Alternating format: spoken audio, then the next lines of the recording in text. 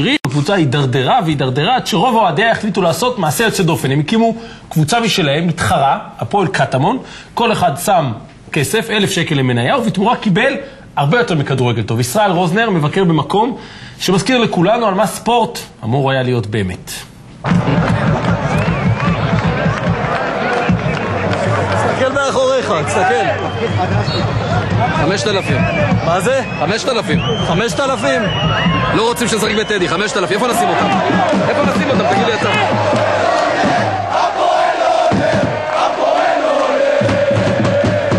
איך הייתם מתחילים סיפור על כדורגל שיש בו הכל חוץ מכדורגל? תשמע, אני מתרגש. פשוט מתרגש, הפה שלי יבש. אני מתרגש, אני רואה את זה, תאמין לי, אני מוצף לגמרי פה. אדם מרוכז כל כך אפילו מה קורה פה במשחק. המשחק הזה הוא אמנם באצטדיון טדי, אבל על המגרש, לא תאמינו, שתי קבוצות מליגה א'. הליגה הרביעית בחשיבותה, מתחת לליגה הארצית, שמתחת לליגה הלאומית, שמתחת לליגת העל, ובכל זאת כל כך הרבה אמוציות. רגע, נראה גול, תראה גול.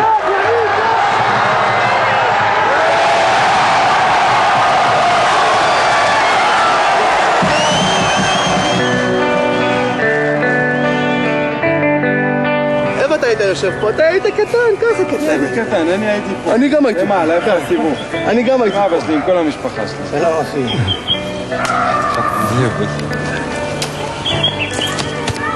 מה מצב לשעה שלי?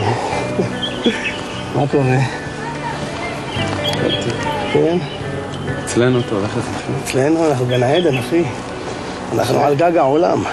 רגע, שאני אבין, אתם הפועל ירושלים, אתם הפועל קטמון ירושלים. זאת החלוקה. לא, אנחנו היום, בגללם, אנחנו נקראים הפועל קטמון מבשרת ציון. כל שני וחמישי הולכים להתאחדות. מה זאת אומרת? בוכים בהתאחדות. אני מציע שנתחיל מההתחלה. מה נשאר שאני מבשרת, דני? מה נשאר שאני מבשרת? בהתחלה הייתה הפועל ירושלים אחת. לקבוצה היה מגרש עירוני בשכונת קטמון, והיא אפילו זכתה בגביע בשנת 1973. אבל בתחילת שנות ה-80 באה הנפילה. המגרש נמכר לחברת חפציבה והפך לנדלן, והקבוצה התגלגלה לידי שני אנשי עסקים, ססי ויונה. תחשוב על אישה מוכה ש10 שנים הבעל שלה מכיר, תמיד לא עושה, ויום אחד היא קמה ועוזבת ואני לא יודע מה, כן? אבל קמה ולוקחת את הגורל שלה בידם, וזה בדיוק מה שאנחנו עושים. עד כדי כך? כן. בתוך 2 עשורים הידרדרה הגאווה האדומה אל מעמקי הליגה השלישית, והקבוצה היא שקעה בחובות. אני לא יודע מה יהיה הפועל ירושלים. יש רק הפועל ירושלים אחת היא פה. קוראים לה היום ככה, מחר יקראו לה אחרת. יש רק הפועל ירושלים אחת, היא כאן. גם שנה שעבר, כשהיו לנו משחקים קשים, נגד לוד וזה, לא אומר, הבאנו קהל, אבל לא ככה. מה זה לנו? להפועל ירושלים. להפועל ירושלים, תשמע, אני יודע, להפועל ירושלים גם, זה הפועל ירושלים. עזוב את השם. בתחילת השנה הזאת, אחרי שניסיונות הבראה שונים כשלו, התפצלה קבוצת האוהדים של הפועל ירושלים לשני מחנות. מיעוט נשאר עם קבוצת האם, הרוב עזב לטובת ניסוי מהפכני. הקמת קבוצה חדשה שבעליה הם האוהדים עצמם, הפועל קטמון ירושלים. דני, הפועל ירושלים שלך זה לא הפועל ירושלים, דני. לא מצטער להגיד לך. הפועל ירושלים שלי זה הפועל ירושלים ברבע גמר גביע המדינה נגד הפועל תל אביב, זה הפועל ירושלים. בגמר גביע, בחצי גמר, זה הפועל ירושלים. שעבר לפני שבועיים באצטדיון גבעת רם, זה הפועל ירושלים, דני. זה הפועל ירושלים. עם ילדים קטנים, עם משפחות, זה הפועל ירושלים. עם אהבה, עם אמונה, עם דרך. הנה משחק הפתיחה של הקבוצה החדשה באצטדיון האוניברסיטה לפני כחודש. יותר מ2,000 איש באו אז כדי להזדהות. אתה מתחבר לאנשים שאיתך, לחברים שלך, לאלה שגדלת איתם. הם נעלמו כולם. אתה פתאום מרגיש שייך, אתה פתאום מרגיש שאתה מישהו. לא מה שהיית בא לטדי, כלום. אתה מכיר אף אחד, הכל צעקות, כללות.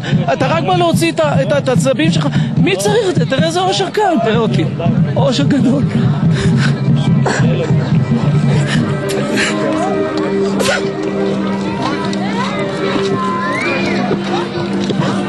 אני פשוט מאושר שאני כאן ושהגעתי לרגע הזה ואני לא מצטער, לא מצטער.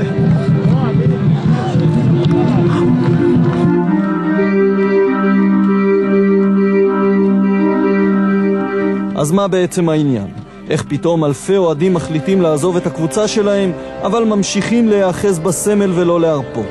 האם זהו סיפור של שנאה או אולי נקמה? או פשוט געגוע לעולם שכבר נעלם. הכי קל היה לוותר. והצעד הזה שעשיתי זה... בטח תשאל למה עשיתי אותו. מבחינה רגשית, הם הרגו אותנו, הקבוצה הקודמת וההנהלה שלה. הניכור ממנה היה כבר בלתי נסבל מבחינתי. היום זה הפעם הראשונה, מאז ימי אלי בן רימוז', שאני מחכה לרגע שיתחיל המשחק. אני מחכה לשריקת הפתיחה. הרי אוהד כדורגל, המצב הקיומי שלו זה פסיבי. הוא רק פסיבי, הוא פסיבי, אז אתה עומד ואתה מקלל ואתה מתעצבן וזה, אבל תכלס אתה לא עושה כלום. אתה חוזר הביתה מבואס, אוכל את הלב.